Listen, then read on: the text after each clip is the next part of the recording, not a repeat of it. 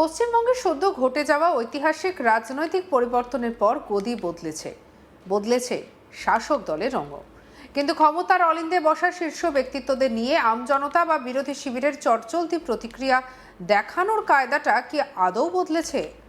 উত্তরটা বোধহয় না। কিন্তু বিজেপি সরকার মসনদে বসার পর থেকেই এক অন্যরকম প্রশাসনিক কড়াকড়ি চোখে পড়েছে গোটা রাজ্য জুড়ে। বিশেষ করে সোশ্যাল মিডিয়ার দেওয়ালে নতুন মুখ্যমন্ত্রীকে নিশানা করে তৈরি হওয়া নানাবিধ পোস্ট, ট্রোল কিংবা আক্রমণাত্মক ভিডিওর ওপর এখন প্রশাসনের কড়া নজর। ক্ষমতার নতুন অলিন্দ থেকে পরিষ্কার বার্তা দেওয়া হচ্ছে, যে কোনো ধরনের অবমাননা বা উস্কানিমূলক মন্তব্য আর বরদাস্ত করা হবে না। আর এই কড়াকড়ির জেরেই রাজ্যের বিভিন্ন প্রান্ত থেকে একের পর এক গ্রেপ্তারের ঘটনা সামনে আসছে, যা নতুন করে এক তীব্র বিতর্কের জন্ম দিয়েছে। প্রশ্ন উঠছে, সমালোচনা আর কুৎসার মধ্যেকার সূক্ষ্ম দাগটি আসলে ঠিক কোথায়? সোশ্যাল মিডিয়ায় ক্ষোভ উগড়ে দেওয়াটা কি কেবলই একজন সাধারণ নাগরিক বা রাজনৈতিক কর্মীর ব্যক্তি স্বাধীনতা, নাকি তার আড়ালে লুকিয়ে থাকে কোনো পরিকল্পিত উস্কানি?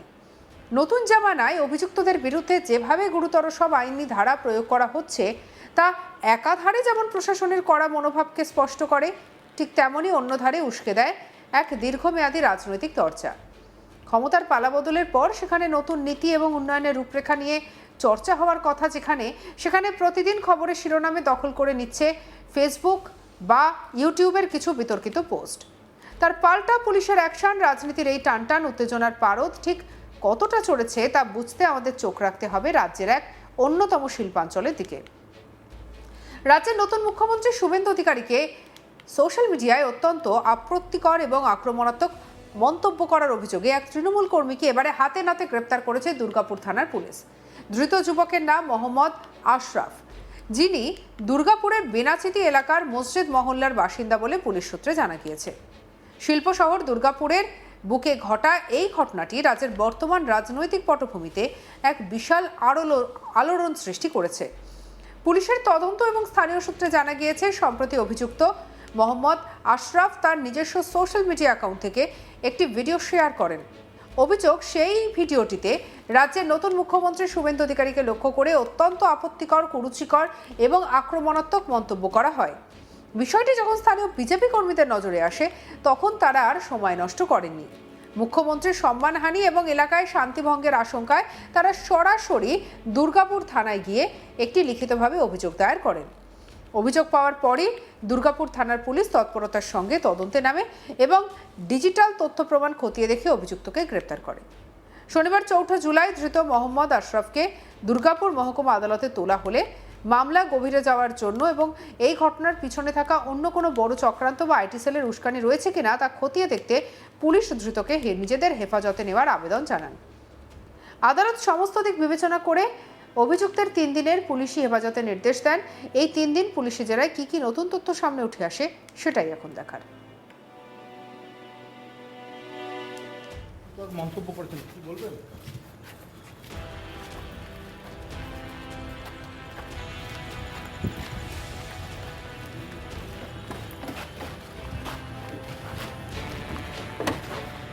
এখন বলছেন না।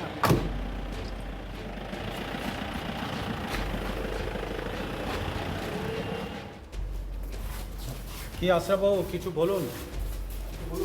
আপনি মুখ্যমন্ত্রীকে কুরুচি মন্তব্য করেছেন।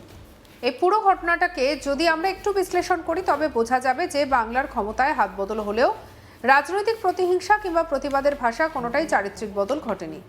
আগে তৃণমূল সরকারের জামানাতেও তৎকালীন মুখ্যমন্ত্রীকে নিয়ে কার্টুন বা পোস্টার শেয়ার করার দায় বহু মানুষকে হাজতবাস করতে হয়েছে।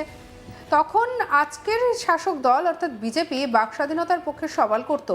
আজ যখন পাশা উল্টে গিয়েছে, বিজেপি ক্ষমতায় এসেছে, মুখ্যমন্ত্রীর আসন সামলাচ্ছেন, তখন একই ঘটনার পুনরাবৃত্তি ঘটেছে বিপরীত মেরু থেকে। বিজেপির স্থানীয় নেতা সুমন্ত মণ্ডল স্পষ্ট ভাষায় জানিয়েছেন, মুখ্যমন্ত্রীর মতো একটি সাংবিধানিক পদের অবমাননা কোনোভাবেই মেনে নেওয়া যায় না এবং পুলিশ আইন অনুযায়ী একদম সঠিক পদক্ষেপ করেছে। কি বলছেন বিজেপি নেতা সুমন্ত মণ্ডল, শুনুন। কিছু কিছু লোক ভুলে গেছে যে বর্তমান যে পশ্চিমবঙ্গের সরকার, এটা তাদের খালা আর ফুপার সরকার নয়, এটা রাষ্ট্রবাদীদের সরকার। তাই দীর্ঘদিনের মাথার ব্যামো তো মাঝে মাঝে চাড়া দিয়ে উঠছে।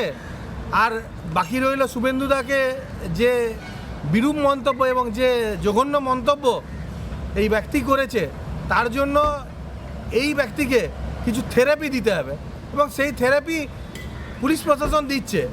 কিন্তু তাও যদি সঠিক না হয় বা তারপরেও যদি সে আগামী দিনে ঠিক না হয়, তাহলে লং থেরাপিরও আমাদের ব্যবস্থা আছে, এবং পুলিশ প্রশাসন আগামী দিনে লং থেরাপিও দিতে পারে। অন্যদিকে তৃণমূল শিবিরের একাংশের দাবি, নতুন সরকার ক্ষমতায় এসেই পুলিশকে ব্যবহার করে বিরোধীদের কণ্ঠরোধ করার চেষ্টা করছে। তবে নিরপেক্ষ রাজনৈতিক বিশ্লেষকদের মতে সুস্থ গণতন্ত্রে গঠনমূলক সমালোচনা সবসময় স্বাগত, কিন্তু সোশ্যাল মিডিয়ায় অপব্যবহার করে ব্যক্তিগত আক্রমণ বা কুৎসা রটানো কোনো কাজের কথা নয়। দুর্গাপুরের এই ঘটনায় আসলে গোটা রাজ্যের রাজনৈতিক কর্মীদের জন্য একটি বড়সড় সতর্কবার্তা। ডিজিটাল দেওয়ালে সস্তা, জনপ্রিয়, লোভে বা দলের নম্বর বাড়ানোর চক্করে সীমা লঙ্ঘন করলে যে আইন তার নিজের পথেই চলবে, তা এই 3 দিনের পুলিশ হেফাজতের নির্দেশে আরও একবার প্রমাণ করে দিল।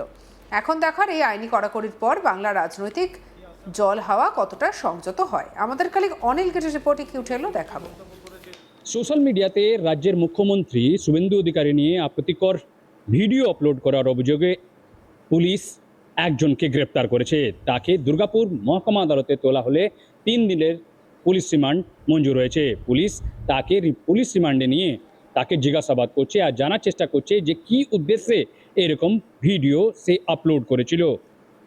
ঘটনা সম্পর্কে যে জানা গেছে যে দুর্গাপুর থানার বেনাচিটি এলাকায় মোহাম্মদ আশরাফ বলে এক তৃণমূল কর্মী, যে এখন পর্যন্ত যে জানা যাচ্ছে যে সে তৃণমূল কর্মী, সে নিজের ফেসবুক অ্যাকাউন্ট থেকে একটি ভিডিও আপলোড করে আর সেখানে রাজ্যের মুখ্যমন্ত্রী শুভেন্দু অধিকারী নিয়ে আপত্তিকর বিভিন্ন রকম মন্তব্য করে। আর এটা যখন ফেসবুকে ভাইরাল হয় তখন দেখা যায় যে স্থানীয় যে ভারতীয় জনতা পার্টির নেতাকর্মীরা ছিল তারা এটা নিয়ে দুর্গাপুর থানায় একটা লিখিত অভিযোগ করে। আর এই লিখিত অভিযোগ ভিত্তিতে দুর্গাপুর থানা পুলিশ মোহাম্মদ আশরাফকে গ্রেপ্তার করেছে।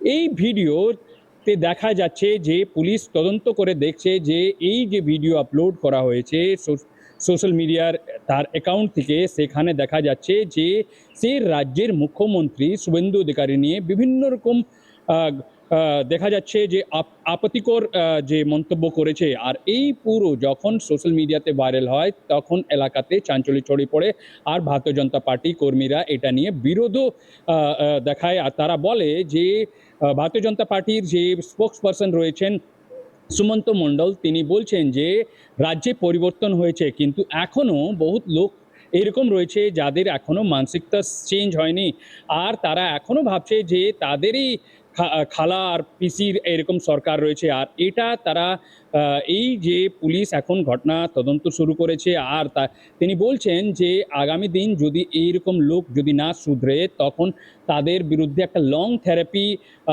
ইমপ্লিমেন্ট করা হবে। আর পুলিশ এই পুরো যে ঘটনা তদন্ত শুরু করেছে আর মোহাম্মদ আশরাফকে পুলিশ কাস্টাডিতে নিয়ে তাকে জিজ্ঞাসাবাদ করছে যে তার কারো অন্য উদ্দেশ্য ছিল কিনা, কেন সে ফেসবুক অ্যাকাউন্ট থেকে এরকম ভিডিও আপলোড করে যেখানে রাজ্যের মুখ্যমন্ত্রী শুভেন্দু অধিকারী নিয়ে আপত্তিকর মন্তব্য করে।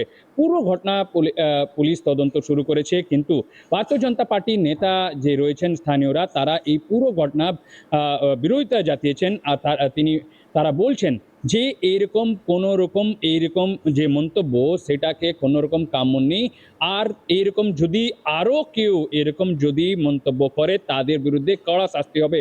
তারা বলছে যে আগামী যে গত যে সরকার ছিল রাজ্যের মুখ্যমন্ত্রী মমতা বন্দ্যোপাধ্যায় যখন ছিলেন তখন এইরকম যে মানুষ এরকম মানসিকতা বহুত বেড়ে গেছিল, কিন্তু রাজ্যে পরিবর্তন আসার পর এরকম যে মানুষ যারা এইরকম রাজ্যের বিরুদ্ধে বা গণতন্ত্র বিরুদ্ধে যারা মন্তব্য করবেন তাদের বিরুদ্ধে এরকমই শাস্তি দেওয়া হবে আর কাউকে ছাড় দেওয়া হবে না। আর আমরা জানি যে রাজ্যের পালা বদল পর যে পুরো রাজ্যতে একটা দেখেছি যে পুলিশ অ্যাকশন মোডে রয়েছে। আর এই অ্যাকশন মোডের মধ্যেই দেখা যায় যে একজন তৃণমূল কর্মী এখন পর্যন্ত যে পরিচিত রয়েছে মোহাম্মদ আশরাফ নিজের ফেসবুক অ্যাকাউন্ট থেকে একটি ভিডিও আপলোড করেন। আর সেখানে তিনি বিভিন্ন রকম মন্তব্য করেন রাজ্যের মুখ্যমন্ত্রীকে নিয়ে। আর এই ভিডিও এখন পুরো সোশ্যাল মিডিয়াতে ভাইরাল হয়ে রয়েছে। আর সোশ্যাল মিডিয়াতে ভাইরাল হওয়ার পর এটা এখন চর্চা বিষয় রয়েছে আর রাজনীতি উত্তাল হয়ে উঠেছে পুরো শিল্পাঞ্চল জুড়ে। আসানসোল, দুর্গাপুর, শিল্পাঞ্চল এলাকাতে এই ভিডিও এখন সোশ্যাল মিডিয়াতে ভাইরাল রয়েছে। আর পুলিশ পুরো ঘটনাটি তদন্ত করে দেখছে যে কি কারণে এরকম ভিডিও আপলোড করে এই মোহাম্মদ আশরাফের পুরো ব্যাকগ্রাউন্ড পুলিশ তদন্ত করে দেখছে যে এর কোনো অন্য সংগঠন বা কোনো এরকম ওইরকম কোনো ব্যান্ড অর্গানাইজেশনের সঙ্গে তার কানেকশন রয়েছে কিনা। তার যখন এই ভিডিও আপলোড করে তখন কি অবস্থাতে ছিল এই সব জানার জন্যে পুলিশ এখন পুলিশ কাস্টাডিতে নিয়ে তাকে জিজ্ঞাসাবাদ করছে।